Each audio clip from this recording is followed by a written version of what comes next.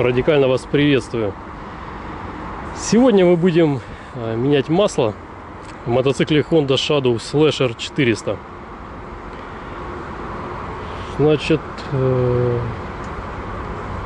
я выбрался, нашел такое место, так как гаража у меня нету.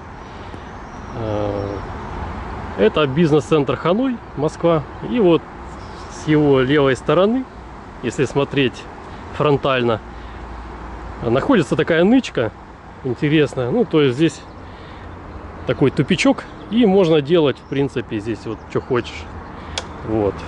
Я его нашел случайно здесь, проезжал на велосипеде, вот заметил, и мне очень приглянулось. Значит, как сюда проехать, смотрите, в конце видео я покажу дорогу отсюда. Ну, то есть укромное такое место. На самом деле в Москве не так много мест, где можно вот спокойно как-то заехать и поменять масло. Или там, ну, на машине, например, или на мотоцикле. Итак, приступим. У нас что необходимо, чтобы поменять масло? Коротенькое вступление. Я вкратце, если вам неохота смотреть все видео, вы можете прочитать описание, там будет вкратце процесс замены масла. А я же покажу более подробно, вот для новичков. Ну, и, я думаю, будет полезно. Меняю я масло первый раз. Но тем не менее, в принципе, процедура не хитрая. Вот поехали на автомобиле. Вот МКАД там находится, кстати. Вот. Значит, что нужно для того, чтобы поменять масло? Ну, во-первых, нужно место. Место у нас условно есть. Во-вторых, нужен мотоцикл. Капитан очевидность нам символизирует. В-третьих, нужно само масло. Я взял 10В40 Матюль. Купил его только из-за того, что предыдущий владелец лил такое масло. Все-таки мотоциклу 14 лет, я решил не рисковать. Купил точно такое же. Оно стоит 800 рублей штучка. То есть это, конечно же, дорого. Лучше покупать заменитель качественный. Например, Эльф. Есть хорошие масла. Они, в принципе, там не сильно отличаются. Это я купил у официального дистрибьютора в России. Таких фирм несколько. Посмотреть официальных дистрибьюторов вы можете на сайте Матюля. На международном сайте. То есть там специальный список, где эти все официальные дистрибьюторы находятся.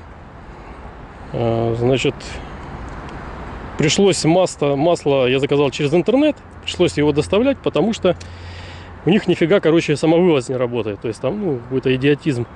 Самовывоз работает один день, ну, точнее 1 час буквально, там с 9 до 10, что такое вообще, бред какой-то. Ну, в общем, не помню, в чем там заморочка. В общем, везде я искал вот у официальных дилеров, потому что их много, где подешевле, где получше.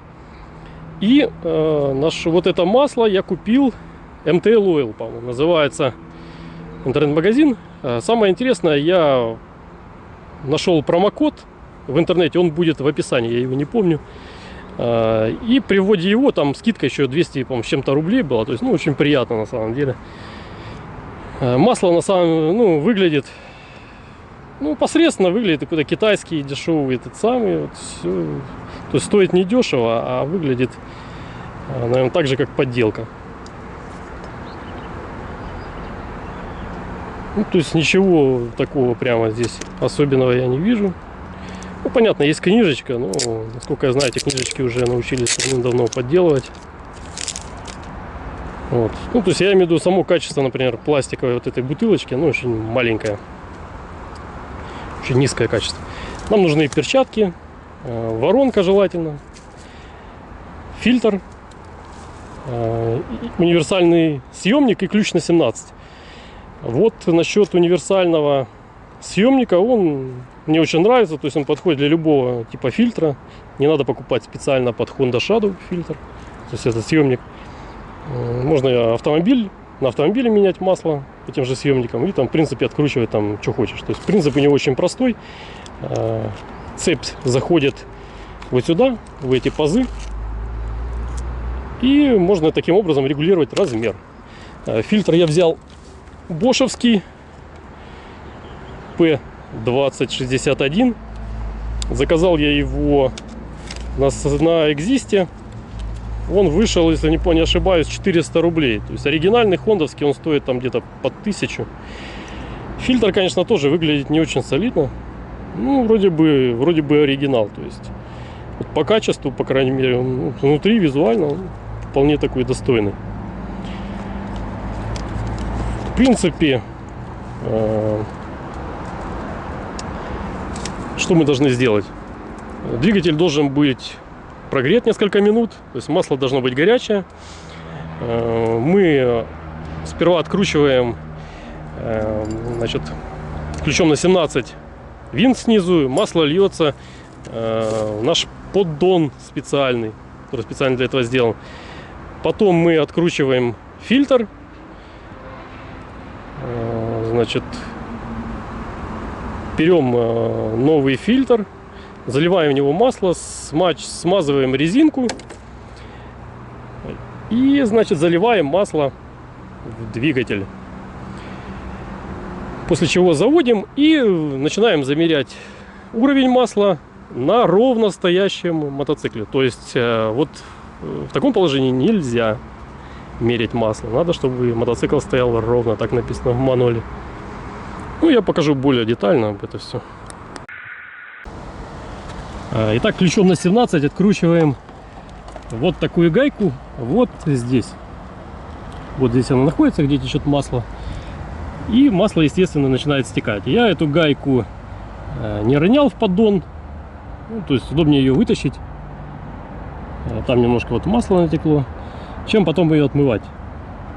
Масло стекает тем временем. И мы ждем довольно-таки долго. Ну, желательно минут 20-30 подождать, чтобы оно стекло полностью. Также можно и нужно, кстати, открутить вот эту вот пробочку для того, чтобы этот процесс шел веселее. Вот так. Кстати, смотрите, не обожгитесь об глушитель, потому что, ну, температура высокая. Перед этим, как я говорил, двигатель должен быть прогрет. То есть для того, чтобы все масло стекло. То есть, ну, у меня есть время, я могу ждать 30 минут. Желательно сюда еще каким-нибудь, вот в это отверстие, компрессором нагнать воздуха. То есть масло сольется больше. То есть чем больше масла сольется, тем лучше. Тем будет чище новое масло. Он потихоньку там стекает. Пусть стекает. Вот, к слову, фильтр.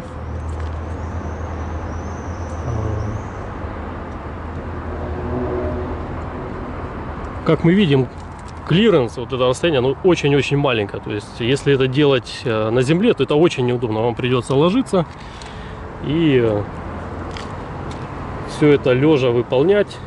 То есть, здесь очень удобно такой окопчик бетонный.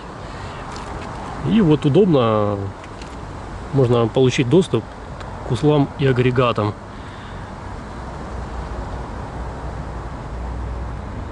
Так.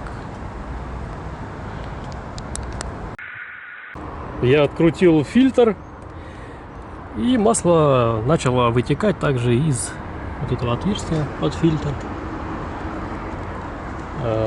Хотел обратить внимание, что если вам ключом не удается открутить, ну, то есть универсальным или там специальным, или вдруг неожиданно ключ не подошел, тот, который вы купили специально, вы можете открутить фильтр рукой или наждачкой. Вот рукой вряд ли у вас получится, а наждачкой вполне реально. Хотел бы также отметить, что фильтр пережимать нежелательно, то есть он довольно тонкий. Когда вы откручиваете, может и лопнуть. Как мы видим, фильтры немного разной высоты, хотя по спецификации, по номеру в каталоге они подходят, ну, то есть взаимозаменяемые. Здесь написано на японском что-то, бренд не написан, что за бренд у этого фильтра. Ну, на самом деле, по качеству я бы не сказал, что они сильно отличаются. То есть, в принципе, одно и то же. Тут Значит, желательно также иметь тряпочку для того, чтобы вытирать масло. А оно обязательно куда-нибудь накапает, например, вот на патрубок. Я использую для этих целей бумагу из Федеральной налоговой службы о привлечении ответственности за совершение налогового правонарушения. В общем, я там немножко не сдал вовремя 3 НДФЛ. Штраф 1000 рублей оказался. Вот как раз замечательная бумага мне, вот, как видите, очень она помогла в этом вопросе. Хотел бы, кстати, добавить, что какое количество масла лить. Если у вас мануала нету по какой-то причине, конечно, лучше в мануале посмотреть. Если мануала нету, смотрим вот сюда. Здесь средняя цифра, здесь написано на японском, средняя цифра 2,4, если видно. Вот. Это означает, что при замене масла надо лить 2,4 литра. Лучше, конечно, смотреть мануал, потому что это у нас 400 кубов. А есть и другие двигателя, то есть там 750, 1300 и так далее. Хотел бы также заметить, что вот здесь у нас болтик, откуда идет масло. Вот здесь нету магнитика с этой стороны. Желательно магнитик наклеить. Почему? Дело в том, что в картер сыпется стружка металлическая. Она частично с маслом уходит, но не вся. То есть, если сюда приклеить магнитик, эта стружка будет оседать на магнитике, как, например, в автоматических КПП современных автомобилях. Там изначально идет магнит, и стружка оседает здесь. То есть очень удобно. Снял, протер от стружки, и масло чистенькое. Стекало. Я налил масло в фильтр и смазал ободочек. Резиновый уплотнитель. Хотел бы, значит, сказать, что желательно мотоцикл ставить на центральную подножку, но в Honda Shadow нету центральной подножки. Надо подкладывать некую приспособу под заднее колесо, чтобы мотоцикл стоял вертикально, для того, чтобы все масло сошло, ну, не осталось в картере, а сошло, для того, чтобы почистить как бы более качественно. Можно подкладывать деревянные чурки, деревянных чурок можно подкладывать. Но я не рискнул, потому что опыта нету. Решил все-таки здесь расположиться на бетоне. А тем временем произошло маленькое ЧП. Небольшое, так сказать. Дело в том, что я поставил мотоцикл вертикально. После того, как масло перестало уже идти. И оказалось, что, в общем, сместился там центр, где оно капало, и, короче, все пролилось. В общем, часть пролилась, часть осталась. Вот. Ну, что поделаешь. Бывает, короче. Уже вспять, в общем, не вернуть его.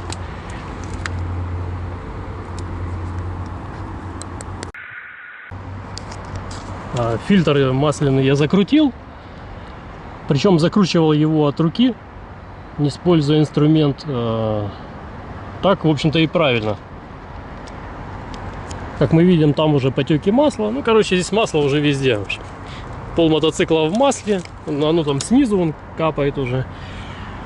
В общем, горе-мотоциклист, такой горе-мотоциклист тут. За что не возьмусь, в общем, сразу превращается в какой-то трэш. Надо обязательно что-то сломать. Вот человеку недавно Роме стекло поцарапал на самолете. Вот как можно умудриться вообще на самолете стекло поцарапать, если я никогда вообще на нем не летаю даже, в принципе. Ну, на самолетах не летаю. Приколхозил сюда сумку из Ашана. Значит, хотел предупредить, чтобы вы ни в коем случае лучше вот сюда что-то повесить. Я несколько раз чуть трубу не поцеловал уже губами, потому что, ну, очень близко находится. Вот в этой всей процедуре замены масла самое сложное, как оказалось, это прикрутить обратно вот этот болтик на место. Ну, чтобы попасть, там дырку эту не видно. Кстати, зачем, собственно, промасливается вот этот круг, всегда меня интересовало. Оказывается, для того, чтобы не прикипела резинка к картеру. Вот когда картер нагревается, она может прикипеть, потом хрен открутишь этот фильтр. Сюда я, как повторюсь, закрутил от руки, на совесть называется. Сюда установил воронку. Сейчас мы будем заливать вот эти вот 2 литра. То есть очень удобно. Влазит 2,4, сюда мы зальем 2 литра, и потом 400 грамм мы отмеряем на этой канистре уже открытой. Почему, собственно, я не обратился в мотосервис, где меняют масло, я даже не знаю, сколько стоит. Ну, не из-за того, что денег нету, а из-за того, что люди, которые... Ну, лучше делать самому, на самом деле, вот такие вот вещи, чтобы быть уверенным. Дело в том, что когда люди меняют масло там на автомобиле, на мотоцикле, неважно, когда ты делаешь это 5000-й раз, то, во-первых, люди это делают на автоматизме, во-вторых, никто не будет ждать там 30 минут, пока у вас все масло стечет. Ну, то есть быстро открутили, прикрутили, по-быстрому там завели, долили и все, до свидания. Ну, то есть делается очень... Чем быстрее, тем лучше, то есть чтобы не мучиться там долго. Поэтому мне нравится самому что-то делать такое. Если вы обратили внимание, на трубе здесь потертость есть. Но, как ни странно, это не я сломал. Вот, поэтому мне самому как бы интересно научиться менять масло. То есть я думаю, ему пригодится в будущем. Вот, слитая маслица у нас находится вот здесь. К нему последует фильтр и остальные всякие жидкости. Пока куда его девать я не придумал. Кстати, за вот этим вот замечательным забором находится национальный заповедник Лосиный остров. А я здесь масло меняю. Ну, в общем, горе-мотоциклист начинает формироваться такой вот стиль канала. В общем, все через одно место делать. Вот. Ну, я для чего и делаю, чтобы вы не повторяли таких ошибок, чтобы нормально все делать. Лучше, конечно, в гараже с ямой делать. Намного проще. Солнце жарит, не знаю, температура градусов по 30. Еще в мотоботах. В общем, здесь кайфую. Итак, масло я долил. Так вот, мерить масло по щупу надо строго в вертикальном положении. Как видим, мне не очень удобно. То есть оно здесь хлябает, вот эта бетонная штука. Может вся конструкция с мотоцикла вместе со мной завалиться вот туда, где уже лежит замечательная канистра с матюлем. Она туда шлепнулась. Значит, сюда мы вставляем щуп в вертикальном положении. Опять-таки, повторюсь, с мотоциклом мы вставляем щуп и меряем уровень масла. Если не хватает, доливаем. В принципе, вот и вся процедура. Я сейчас мотоцикл переставлю, чтобы нормально эту всю процедуру сделать. Только что какие-то бомжи подходили. В общем-то, на самом деле не так здесь и безлюдно. Вот раза 3 уже мотоциклисты проезжали, бомжи всякие шастают. Так. Как ни странно, нашел я способ, чтобы проверить уровень масла, когда мотоцикл стоит вертикально. Я его обпер об покрышку от грузовика, и в принципе вся конструкция на самом деле довольно-таки устойчиво держится и в ровном таком вертикальном положении.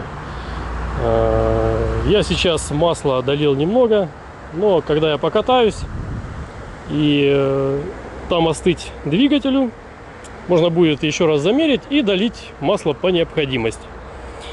Вы, конечно же, дорогие друзья, думали, что я сейчас буду, когда выезжать отсюда, подскользнусь на масле и навернусь с мотоциклом в эту замечательную ямку. Вот почти так чуть-чуть не произошло.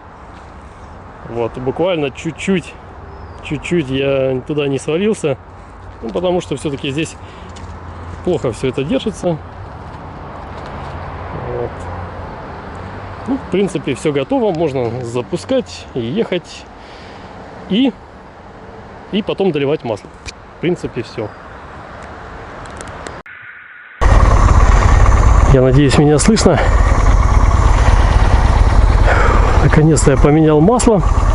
Немного неправильно сказал предыдущий тезис о том, что надо поехать и потом как бы дать остыть двигателю и померить уровень масла. В общем, я сделал немножко не так.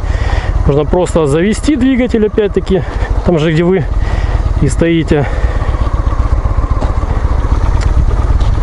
И завести его, дать ему, ну, то есть дать ему поработать.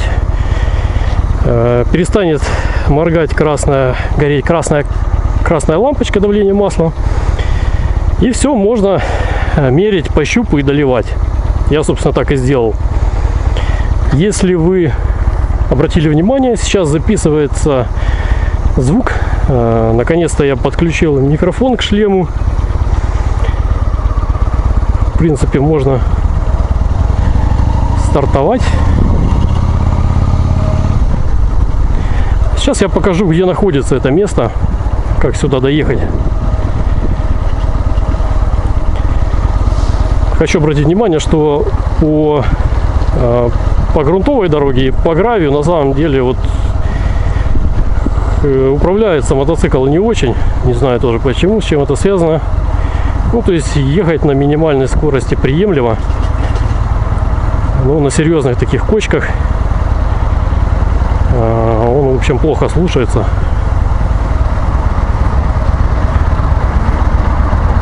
Поэтому вот для сельской местности неизвестно, как он идет. Вот человек отдыхает, с кем не бывает.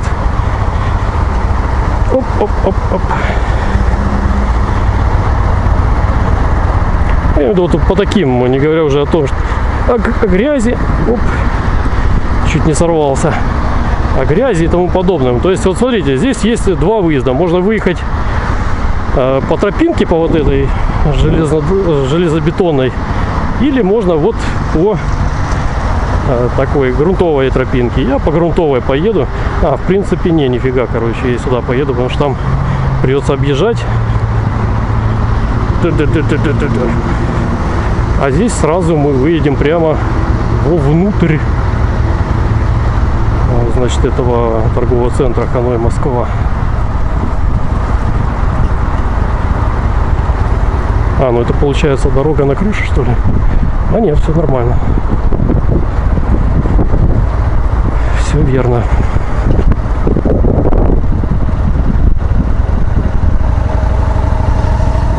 В принципе, можно. Я на машине проезжал даже по грунтовой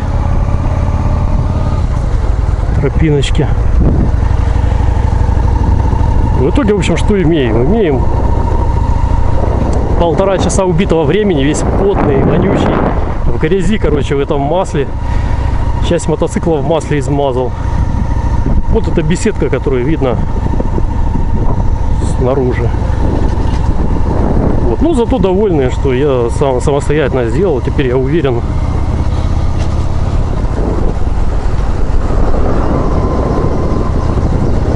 что масло залито то, что надо, которое я сам купил. Все, в общем-то, сделано по канону.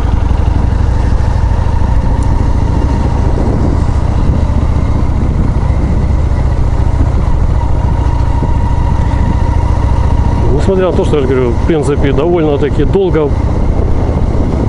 Процедура это долгая, возиться долго, надо иметь место, иметь инструмент.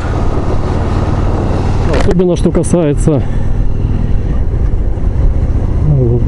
вот этого откручивателя, как он называется, откручивателя, съемника, короче. В оригинале там есть специальный тойотовский, насколько я знаю, он подходит и для такой техники. Съемник, который выглядит, ну, по аналогии с шестигранником.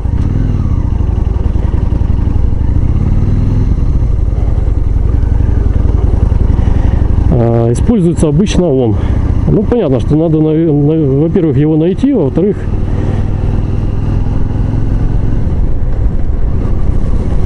ну, купить тоже это денежные затраты. Вот универсальный съемник мне, конечно, больше нравится. То есть он подходит для любых мотоциклов, любых автомобилей. Вот, к слову, театр находится. Московский драматический, новый московский драматический театр.